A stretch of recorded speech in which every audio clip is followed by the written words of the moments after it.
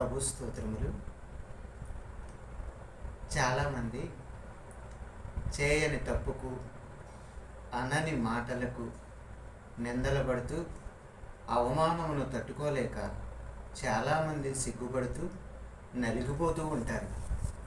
పరిశుద్ధ గ్రంథమైన బైబుల్ మీ సమస్యకు పరిష్కారం చూపిస్తుంది. రోమా 9వ అధ్యాయం 33వ వచనములో ఆయన యందు విశ్వాసముంచువాడు సిగ్గుపరచబడడు అని వ్రాయబడి ఉంది.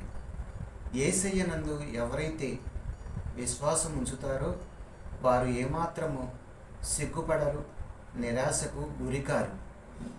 కాబట్టి ఆయన యందు విశ్వాసం ఉంచి ప్రార్థన చేసినట్లయితే నీ మీద ఉన్న నింద, అవమానమును దేవుడు తొలగించి నీకు కీర్తిని, పేరును, ఘనతను దేవుడు కలగచేస్తాడు.